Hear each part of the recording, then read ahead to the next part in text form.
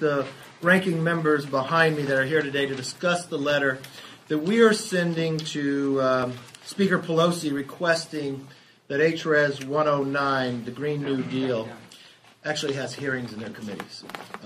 This is the start of a conversation that I believe is long overdue, one that Congress and its committees should have immediately.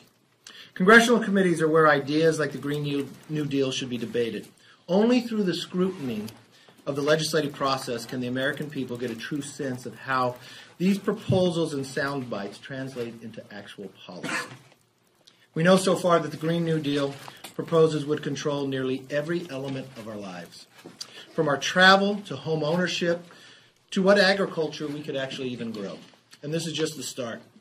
Its national mobilization includes government takeover of health care, free college, and an international exchange of technology that would stifle innovation and put America at a global disadvantage. Here's what the authors and co-sponsors of the Green New Deal aren't telling the American people. First, it is a bad deal for the working families and the low income. Many of the constituents that are in my district, each provision I just mentioned would disproportionately hurt the very people the author claims and proposes to support. In my home state of California, for example, civil rights leaders are suing the state for climate policies that they argue drive up the cost of housing and cause a disproportionate amount of harm to the state's poorest residents. The Green New Deal also threatens to throw away groundbreaking innovation that has already set the decline in American greenhouse gas emissions, like fracking and natural gas revolutions. Solar and wind power and electric cars are just a few of the technologies that's caused American energy-related carbon emissions to hit a 25-year low in 2017, all while energy production and employment has soared. We have a responsibility to fully understand all the impacts of the Green New Deal and the impact that it will have, not on our nation, but will America be able to lead for the next century? You know, Woodrow Wilson, who many claim to be one of a great political scientist, he is quoted as saying, "As Congress in its committee rooms is Congress at work." We believe that to be true. We need to get to work debating the Green New Deal. We do not want to repeat the mistakes that the Democrats made on H.R. 1, their very most important bill, referred to a number of committees, but only one committee marked it up, even though the chair of that committee, Zoe Lofgren, promised that all the other committees would mark it up. 40% of that bill was never marked up when it came to the floor. This Green New Deal affects too much of every aspect of our life, not just whether your job will be there, but the cost what it will be to every home, to the ability to travel, or even to the agriculture we grow. That's why we want to have an open process, much as Speaker Pelosi claimed to have on her opening day when she became Speaker. So now I'd like to turn the podium over to our ranking member on Energy and Commerce, Greg Walden. Thank you, Mr. Leader, and good morning, everyone. Thanks for being here. We're here for an important reason, and that is to hold Democrats accountable, to allow Congress to do its job. We're here today to call upon Speaker Pelosi to hold hearings on the Green New Deal, a plan that has become a central plank in her party's platform. It's billed as a solution for climate change. The Green New Deal threatens the entire United States economy, and it stretches into every corner of American life. From one-size-fits-all government-run health care to federal job and wage guarantees to federally mandated building upgrades to 100% zero-emission energy in just 10 years. And not only do we believe this is unrealistic, we fear it could permanently put the American dream out of the reach of millions of Americans. We're not alone. The AFL-CIO thinks the same thing. That's why these 11 Republican leaders from the committees who have jurisdiction over the Green New Deal have called on Speaker Pelosi and her committee chairs to do the right thing, and that is hold hearings on this sweeping plan. The truth is, House Democrats, the leaders, know exactly who has won the debate inside their party. That debate inside their party, I think, is pretty much over. The socialist left, led by Ocasio-Cortez and Bernie Sanders, they've won. And now Speaker Pelosi and her lieutenants are hoping to paper over this growing gap. I say, let's let the American people have a say and a view on these policies.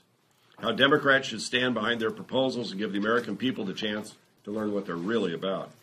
If Democrats and their allies dispute the various estimates that show the Green New Deal costs $93 trillion, then I say one thing, prove it.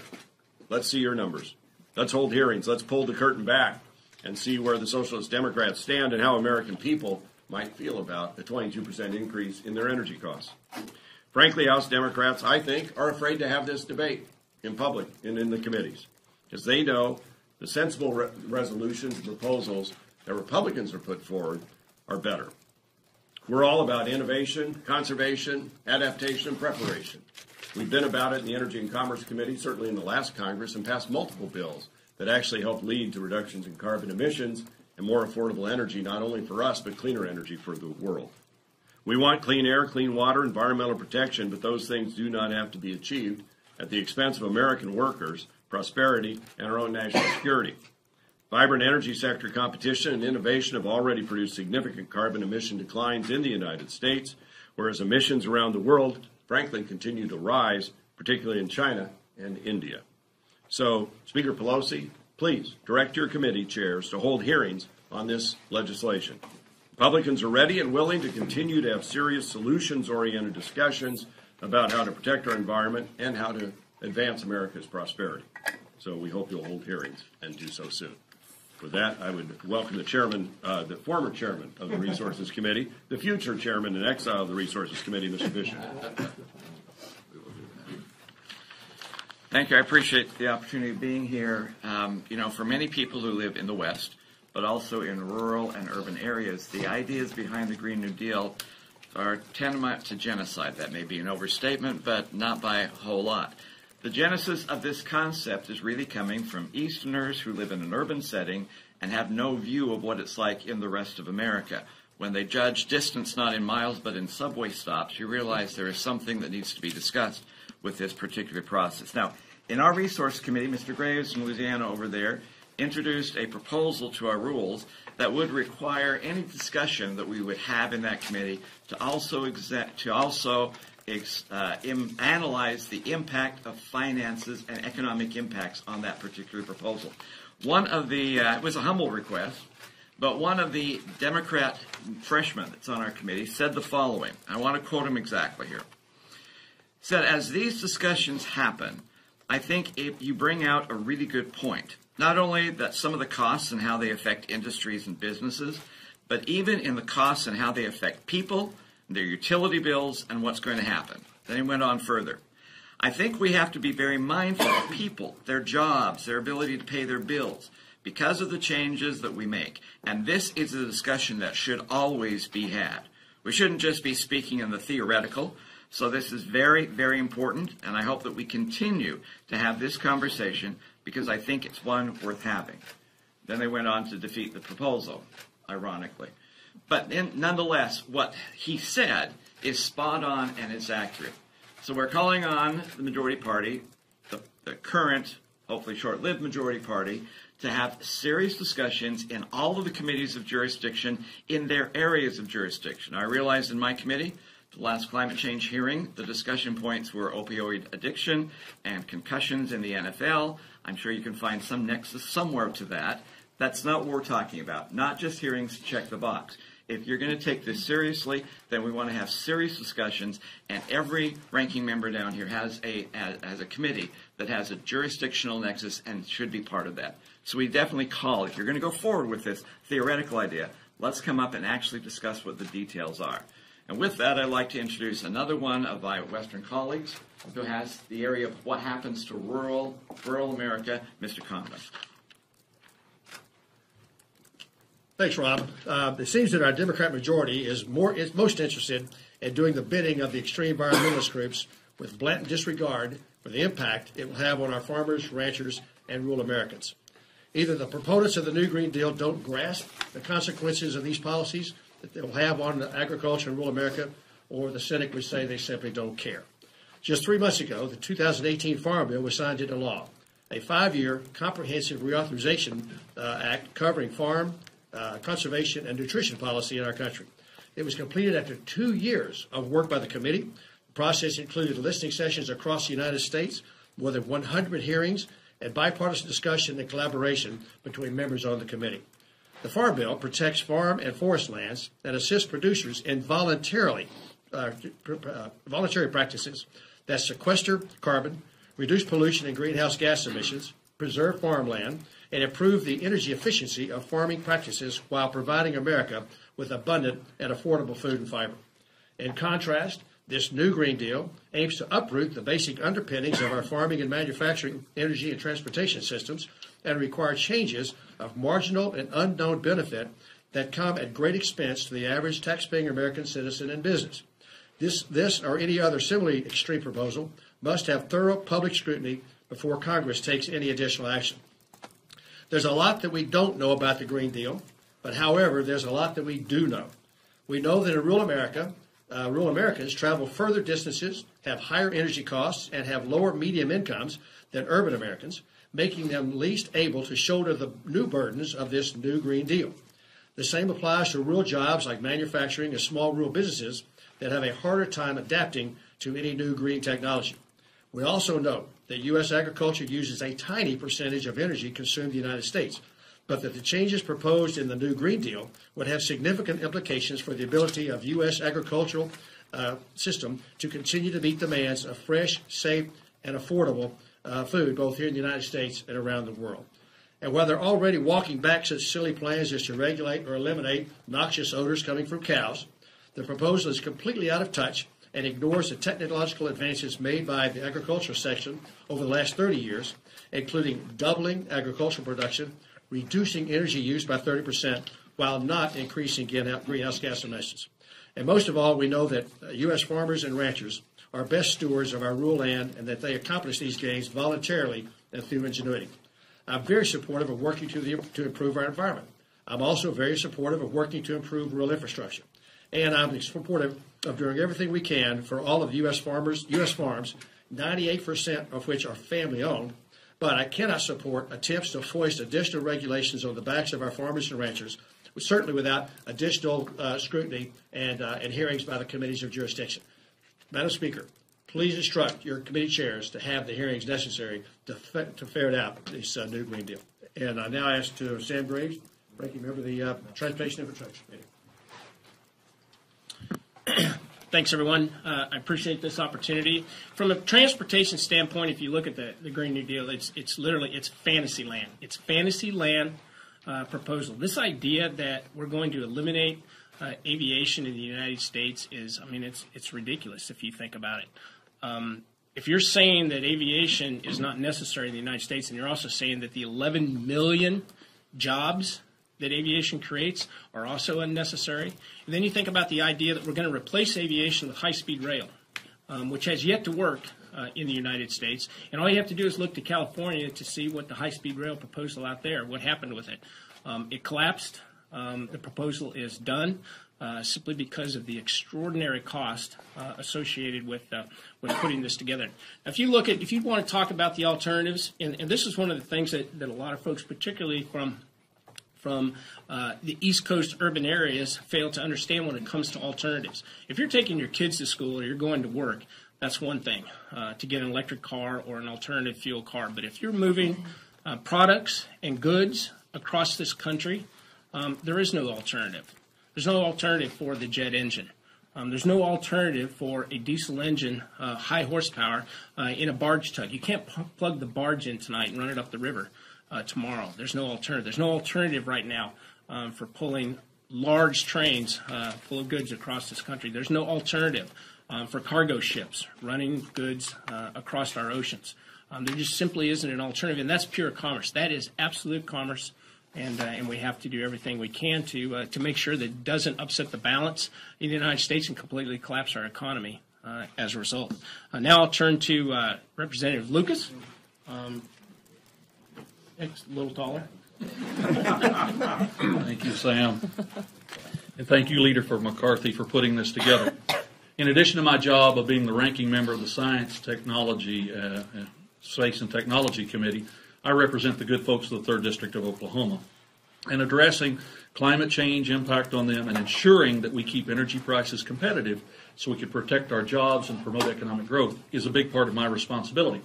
We have a saying in Oklahoma. It's an old saying, and it goes something like, there's a fine line between doing things for people and doing things to people. Our responsibility as members of Congress is to do things for people, not to force higher energy prices, higher taxes on Americans with pie-in-the-sky, unrealistic proposals. That's not a Green New Deal. It's just a bad deal. And the ones paying the price for a bad deal will be the American consumers and American businessmen and women. By some estimates, this proposal, and it's hard to gauge because the proposal keeps changing, might cost as much as $600,000 per household. That's an incredible amount of money. That's an incredible amount of money.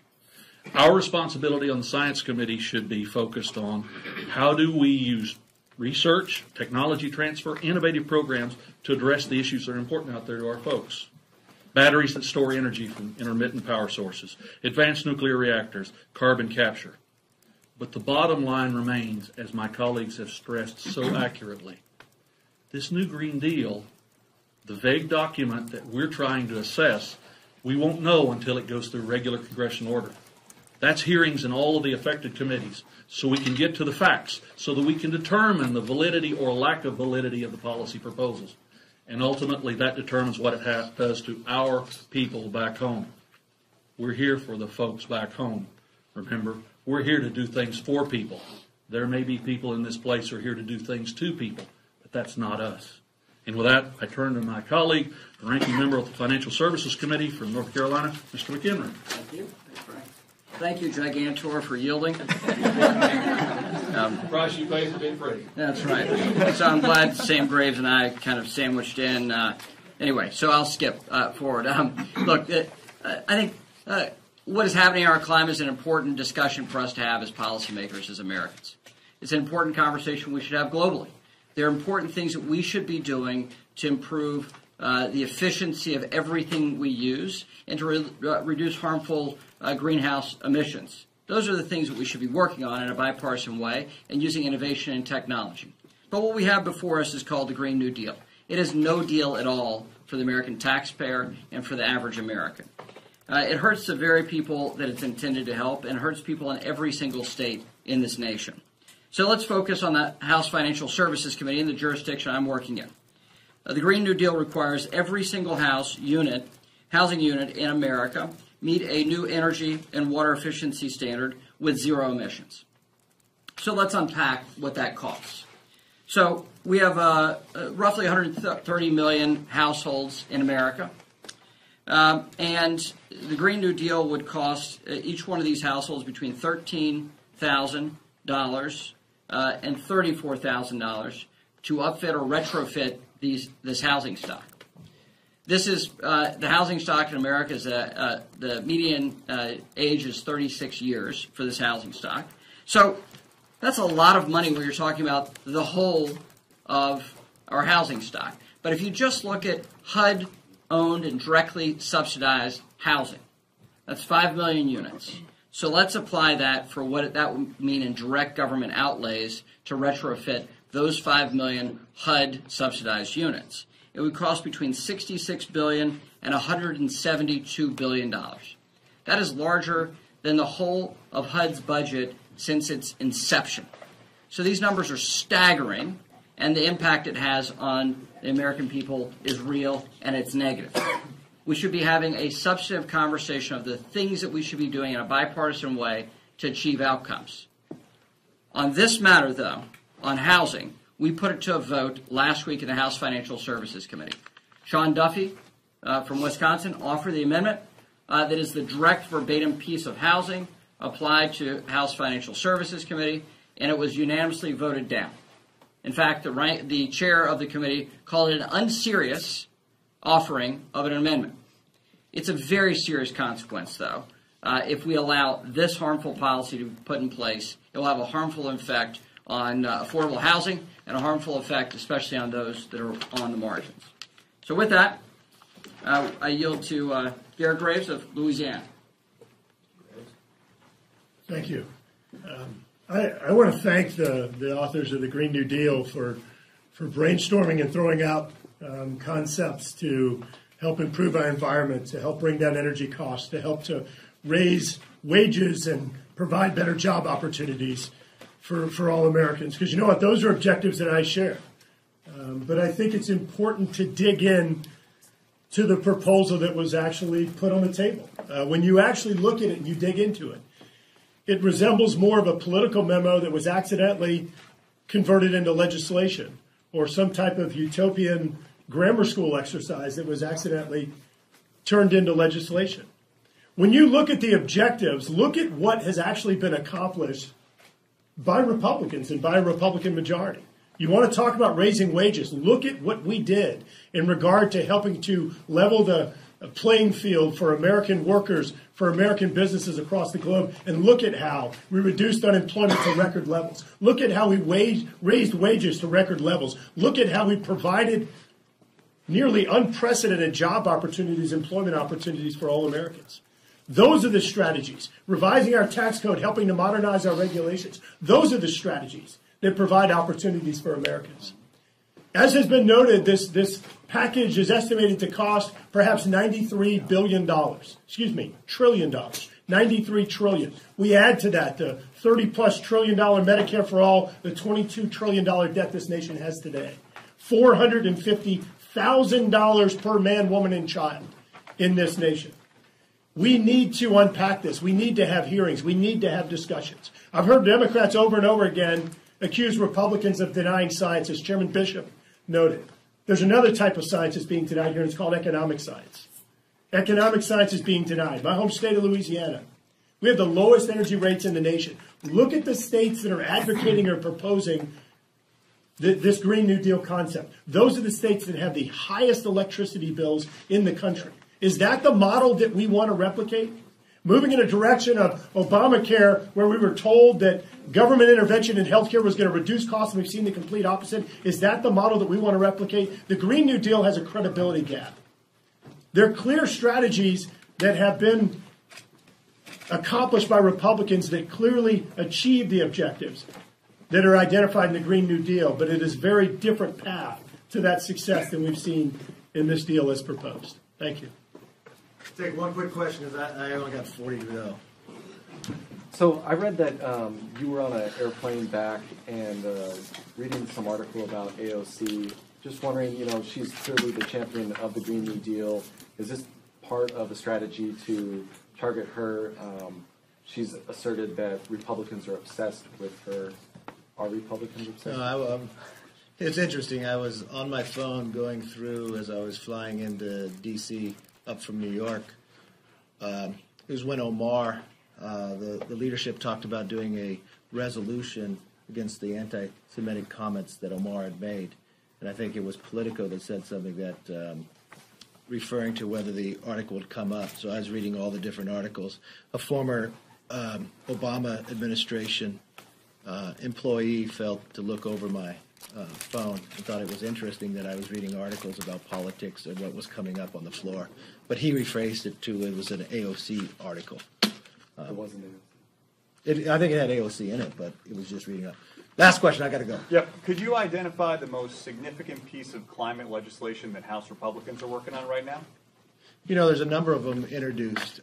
Gladly to walk you through a whole proposal of them. If you talk to Garrett Graves as the ranking member of sure, climate, he's got a great which proposal. one do you think is most I will come back. Thank you very much. Appreciate it. Thanks.